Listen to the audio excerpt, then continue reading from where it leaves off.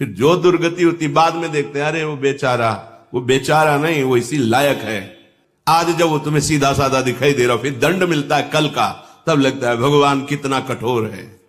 और उसकी कठोरता जब देखते उस आचरण की, तब तुम्हें पता चलता। डरो इस बात से। जरूरी है नाम जप करना। नहीं जप करोगे तो दुष्ट मन तुम्हें ऐसी जगह फंसा देगा। सच्ची माने पूरे जीवन की हुई प्रयास, उन्नति की सब बातें नष्ट कर दे, एक क्षण में नष्ट कर देता। धिक्कार है मन को। तो जानना मानस रोग नष्ट हो गए।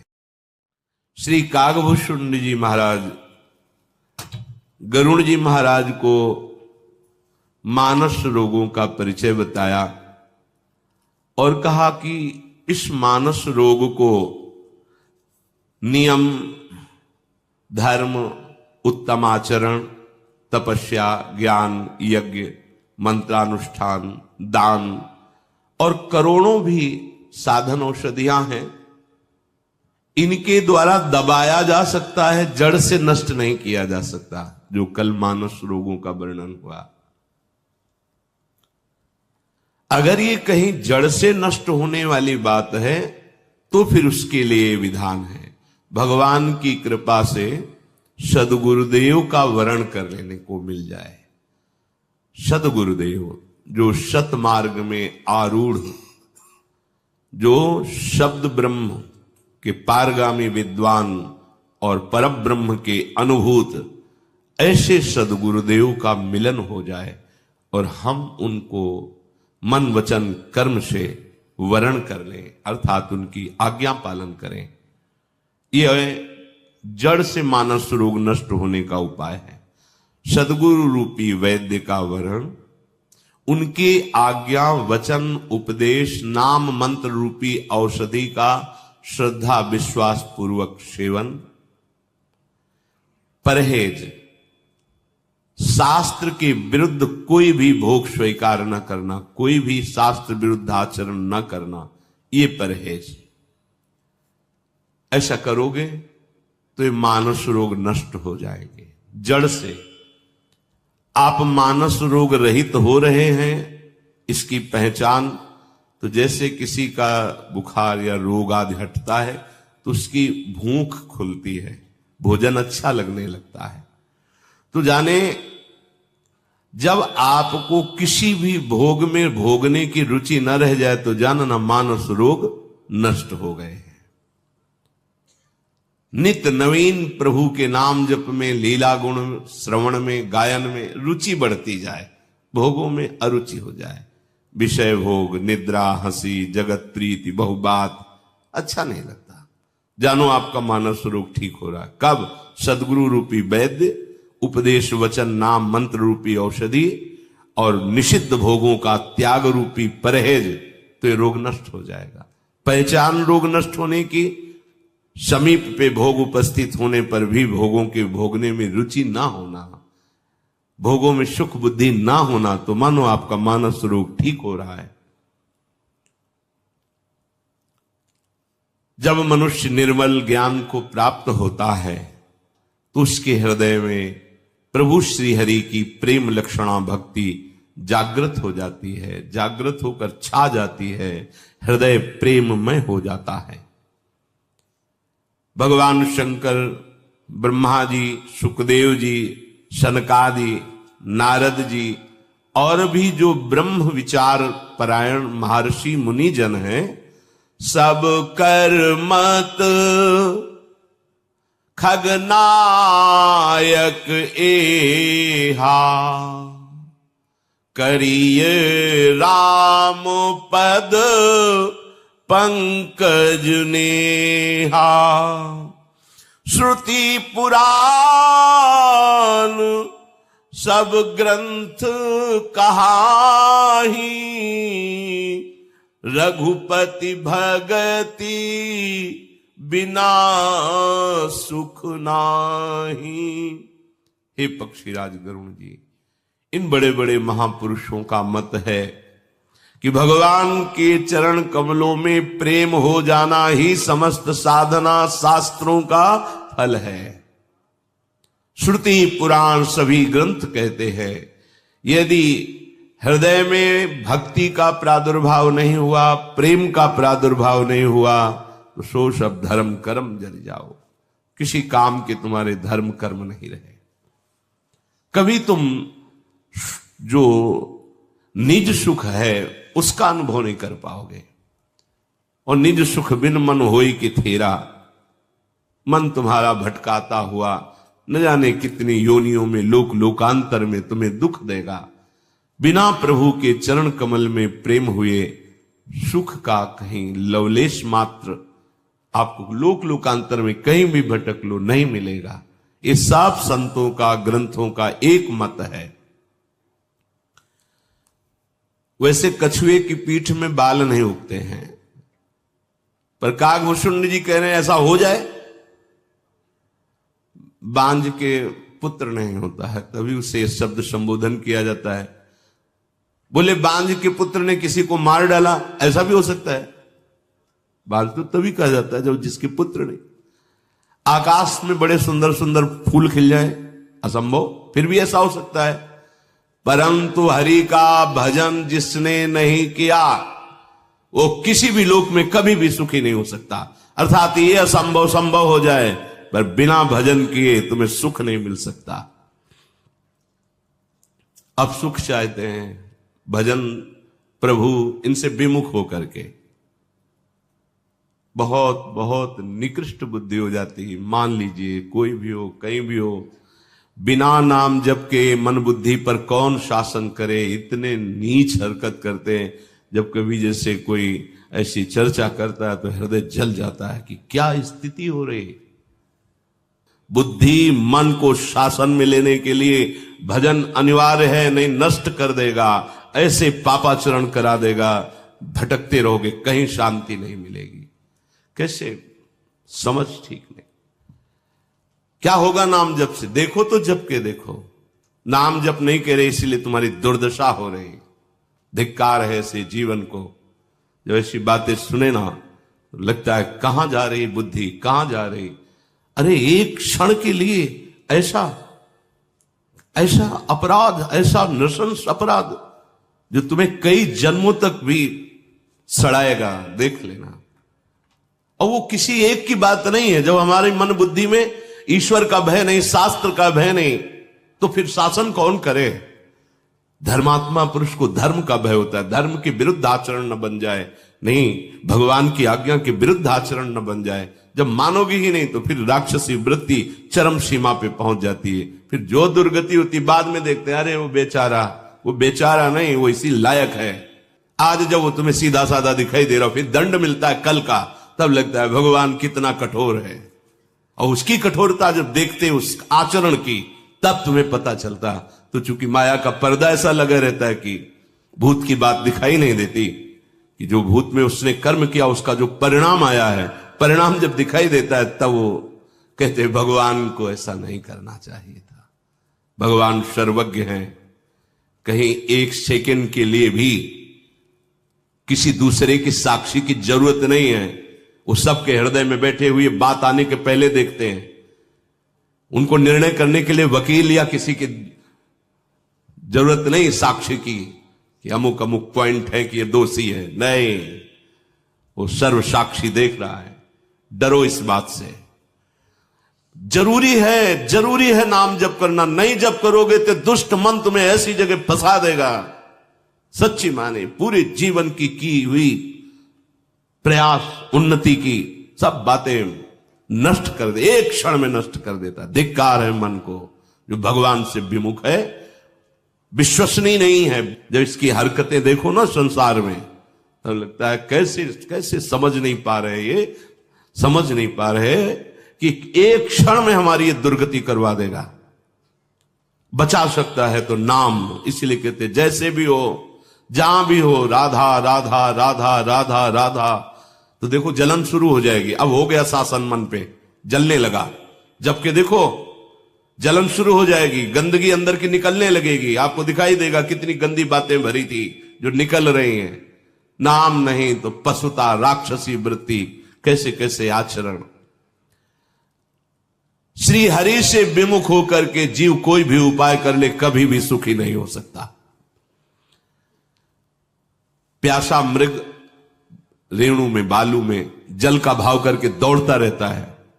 कह रहे भले उसकी प्यास बुझ जाए, वहां खरगोश के सींग नहीं होते, भले खरगोश के सींग निकल आवे, अंधकार सूर्य के सामने टिकता नहीं, तो अंधकार भले सूर्य को ढक दे, परंतु भगवान से विमुख होकर जीव कभी कहीं भी सुख नहीं पा सकता।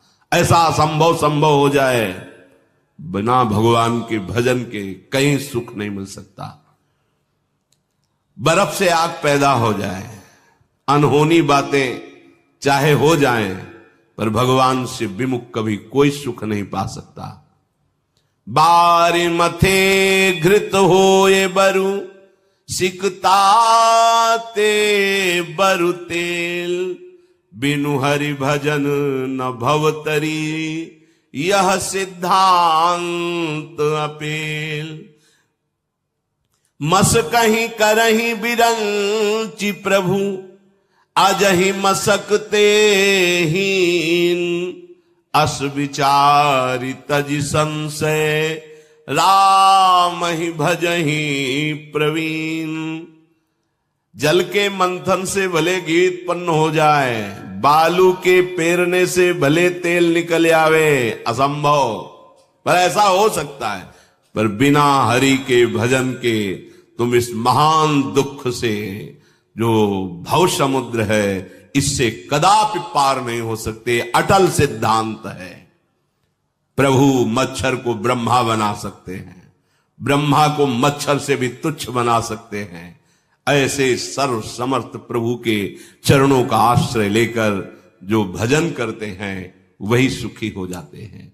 विनिश्चितम बदामि ते नान्यथा वचांसि में, हरिम नरा भजन्ति येति दुस्तरम तरन्ति ते।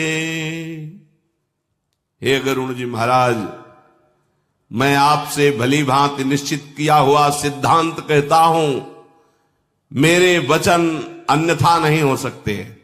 काकभूषण जी कहते, जो प्रभु श्री हरि का भजन करते हैं वही इस दुस्तर दुख में संसार समुद्र से पार हो जाते हैं, अन्यथा और कोई उपाय कर लो नहीं। हे नाथ, भगवान ने मुझे जितनी बुद्धि दी है उसके अनुसार कहीं संक्षेप कहीं विस्तार से उनकी महिमा गाई। हे सर्पों के शत्रु गरुण जी, श्रुतियों का सिद्धांत है कि सब वासनाओं को भूल करके अपनी चित्तवृत्ति प्रभु के नाम चिंतन में, प्रभु के भजन में लगा देना चाहिए। प्रभु श्री हरि को छोड़ करके किसका भजन किया जाए? देखो, अपने जैसे मूर्खों पर भी प्रभु का कितना दुलार है। नाथ, आप तो विज्ञान स्वरूप हैं, आपको मोह नहीं। ये तो हम पर कृपा करने के लिए प्रभु ने आपको भेजा। काकभूषण जी कहते, आपने मुझसे सुखदेव जी, सनकादि शिवादि को प्रिय लगने वाली जो भगवत कथा पूछी, उसकी जो परस्पर चर्चा हुई, ये अगर एक घड़ी भर भी हो जाए, 24 मिनट या एक पल भर भी हो जाए, एक बार भी यदि सत्संग मिल जाए तो अपने को कृतार्थ समझना चाहिए। सत्संगति दुर्लभ संसारा, निमिष दंड भरी एको बारा। अगर पल भर के लिए मिल जाए, एक घड़ी 24 मिनट के लिए मिल जाए, एक बार सत्संग सुनने को मिल जाए और उसे मनन करके आचरण में उतार ले, तो संसार से पार होने की बात हो जाए। कोई भी एक सत्संग आपका कल्याण कर सकता है। एक सत्संग आप उसको सुनिए, सारा सिद्धांत मिले। कोई ऐसा सत्संग नहीं जिसमें एक सत्संग में जीव का परम कल्याण ना हो जाए। गरुड़ जी, आप जरा विचार करके देखिए, क्या मैं भजन का अधिकारी हूं? पक्षियों में सबसे नीच और अपवित्र कौआ, परंतु ऐसा होने पर भी प्रभु ने मुझे सारे जगत को पावन करने वाला बना दिया।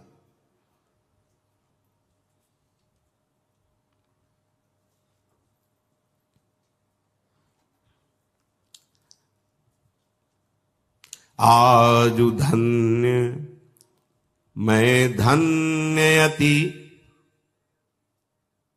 यद्यपि सब विधिहीन, निज जन जानि राम मोहि, संत समागम दीन।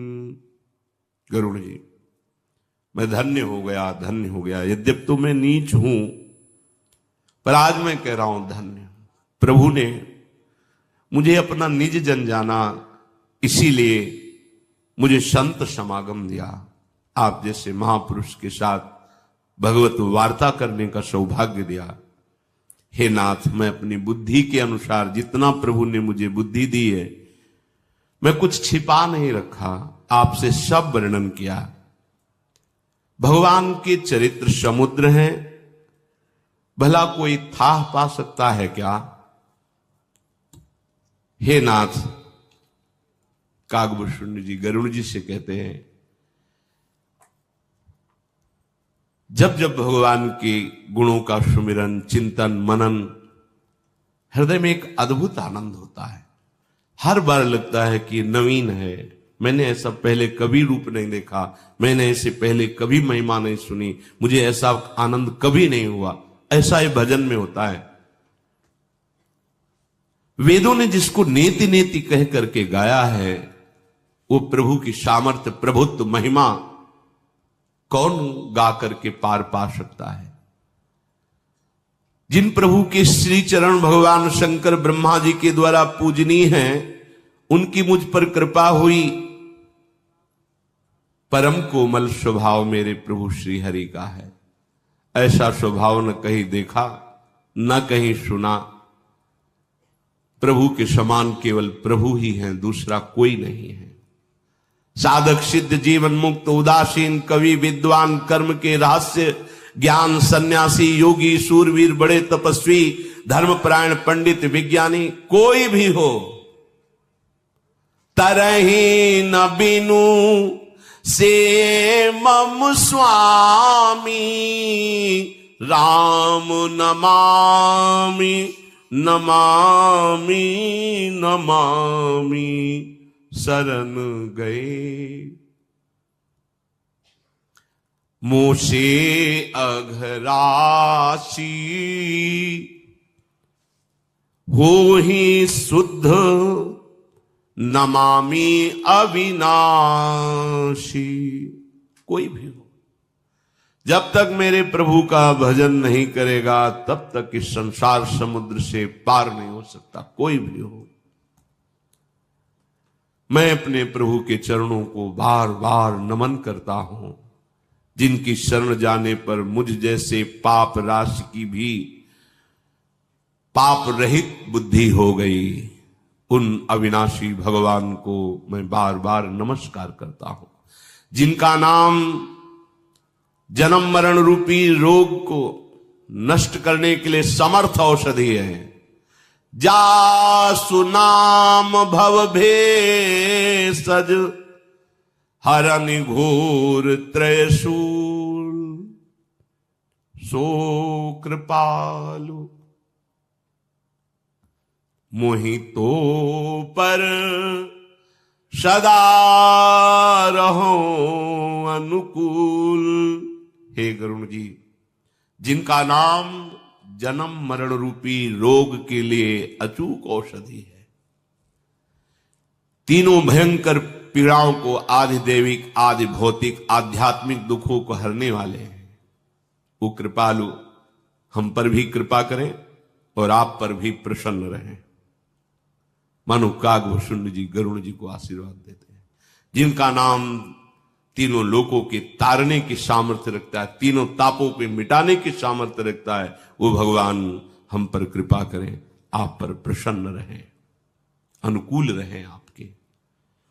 कागभूषुंड जी के वचन सुनकर के गरुण जी अतिशय प्रेम विकल हो गए और बोले, मैं कृत कृत्य भयं तव बानी सुनि रघुबीर भगति रस सानी, राम चरण नूतन रति भई, माया जनित विपत्ति सब गई। आहा, आपकी वाणी सुनकर हे कागभूषण जी मैं कृतकृत्य हो गया। भगवान के चरणों में नवीन नवीन प्रेम बढ़ रहा है। माया से उत्पन्न हुई सारी विपत्ति नष्ट हो गई। मैं तो मोह रूपी समुद्र में डूब रहा था, आप जहाज बन गए। कागभूषण जी आप जहाज बन गए, आपने मुझे परम सुखी कर दिया। मैं इसके बदले में कुछ नहीं दे सकता, बस आपके चरणों में बार बार वंदना करता हूं, ऐसा गरुड़ जी ने कहा। आप पूर्ण काम हैं, भगवान के प्रेमी जन हैं, आपके समान कौन बड़भागी है। भला हम आपको क्या दे सकते हैं। संत, वृक्ष, नदी, पर्वत, पृथ्वी, इनका अवतार ही दूसरों के परम हित के लिए हुआ है।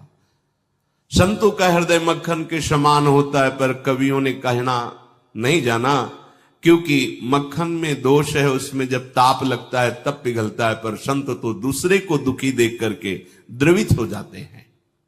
मेरा जीवन सफल हो गया, आपका दर्शन हुआ, आपकी वाणी सुनने को मिली, सारे संदेह चले गए, मुझे सदा अपना दास जानिएगा। गरुड़ जी कह रहे हैं। कागभूषण जी को प्रणाम करते हैं और कहते हैं सदा अपना सेवक जानिएगा। भगवान श्री कहते हैं हे उमा। बार बार प्रणाम करके भगवान के वाहन गरुड़ जी 2 कदम पीछे हटते, फिर आके कागभूषण जी के चरणों में प्रणाम करते हैं, फिर प्रेम विवश हो जाते हैं। बार बार प्रणाम करके धीर बुद्धि गरुड़ जी, जिनके पंखों से शाम वेद की ऋचाएं प्रकट होती रहती, स्तुति प्रकट होती रहती, वो भगवान श्री नारायण के धाम को गए। गिरिजा संत समागम, शमन लाभ कछुआन, बिनु हरि कृपा न होई सो, गावहि वेद पुराण। हे उमा, संत समागम अगर मिल गया तो इससे बड़ा त्रिभुवन में कोई लाभ नहीं है। भगवान शंकर कह रहे संत समागम मिल गया, इससे बड़ा कोई लाभ नहीं। पर यह संत समागम बिना हरि की कृपा के मिलता भी नहीं है। वेद पुराण ऐसा गान करते हैं कि जिन पर भगवान की विशुद्ध कृपा होती है उन्हें ही संत समागम प्राप्त होता है, उन्हें ही रुचिकर लगता है।